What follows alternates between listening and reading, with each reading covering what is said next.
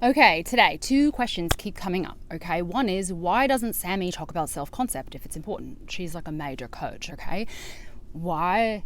A lot of people follow her, and I got this question twice, two different coaching calls, okay? The reason is because her self-concept's already really good, right? So she doesn't need to work on it. She only needs to do affirmations about the specific topic that she is wanting, right? Because her self-concept is already really good. To me, it seems like she's been working on that her whole life. Like I even, like a long time ago, I remember she said something like she always knew even though she had a single mum or whatever, or like her family wasn't rich, she still like knew she could get anything. Like she knew like she was a princess or whatever. I don't know if she's an only child or whatever, but like the mentality of that kind of person that grew up that way, thinking that, does not need to work on their self-concept. And you may need to work on your self-concept at different times. Like maybe you did think that at one time, like you thought, oh no, I'm good, I get everything I want, or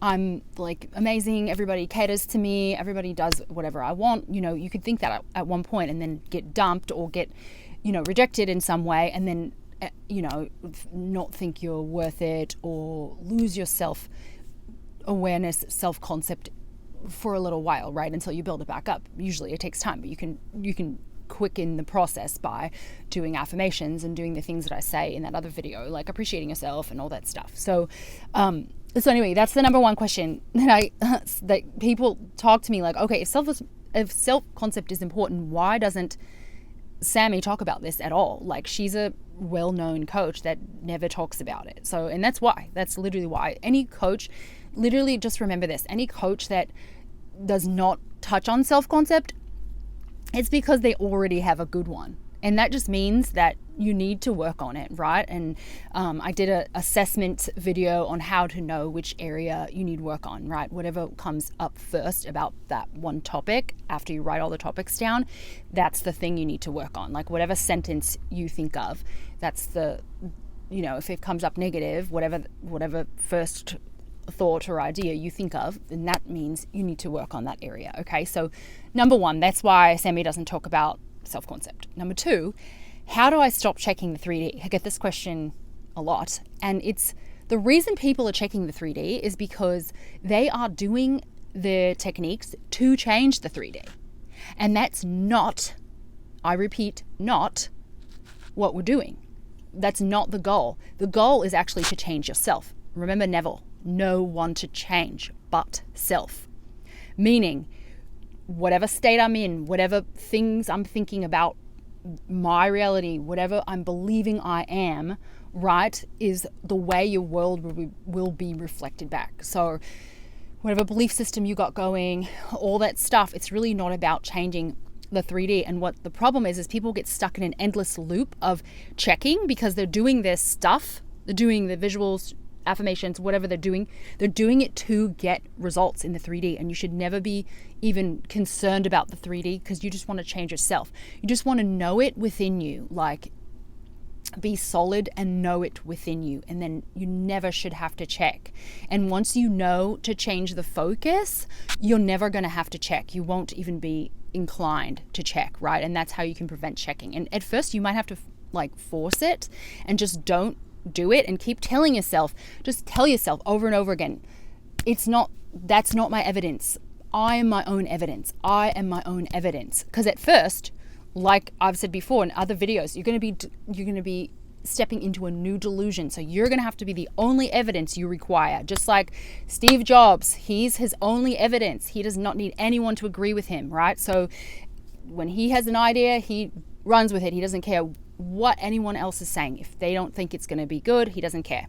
So it's literally be your own evidence and know that you are the only proof you need, your feelings. And the other thing that comes up too is like when I say your feelings, because eventually these techniques will start to change the way you feel about yourself, okay? And if you're doing self-concept, absolutely will change the way you are viewing yourself, right? So your feelings will change. And there are coaches that say, oh, you don't need the feeling. But I'm going to say this about Neville. He said the feeling is a secret only because when you do these techniques, even his repetitive affirmations, like, isn't it wonderful? Or, you know, the things that, or just repeating a scene for 3 seconds at night before you fall asleep. That's called SATs, you know, state akin to sleep. Things that he did repetitively would get him into a state of feeling at least closer to whatever it was that he was creating in his life, right? So you are going to change, especially if you're working on your self-concept. Your feelings will shift. Now, you're not always going to be positive. That's a whole other thing, right? You don't always have to be happy or anything like that. That's like totally bizarre that people even say that, right? That's impossible. We're humans. We have a whole gamut of emotions no matter what state we're in, right? So we could be in the state of having the SP that we've been desiring. We could be fully in that state and still be sad, mad, pissed, you know, happy, 1 minute, you know, all the emotions exist in whatever state you're in. So just, you know, trying to be happy all the time is just a losing game. But we are going to be changing the way we feel. That's going to happen naturally, and that should happen when you're doing these techniques correctly, right? So anyway, okay, now that that's addressed, those questions, those are good ones though. I'm glad people are asking those because, you know, it's good to know. It's good to address them. Okay, let's see. I was trying to make this a short video.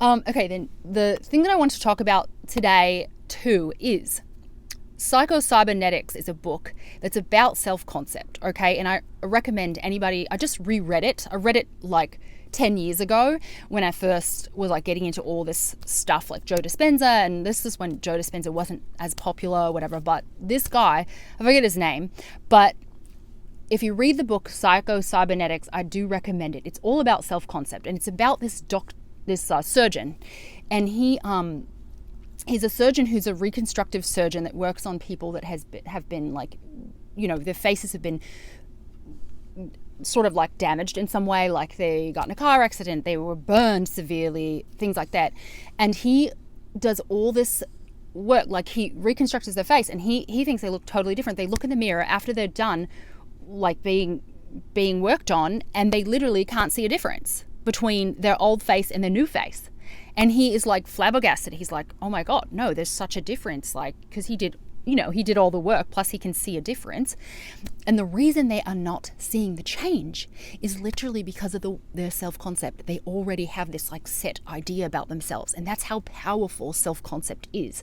Okay, and I'm going to do like just tons of videos trying to like sink this idea into you guys so you can really get this. But it was a very interesting book, and I definitely recommend reading it. But it shows how important changing your core beliefs, your core self-concept is, because they were so used to having their old face. That's all they could see.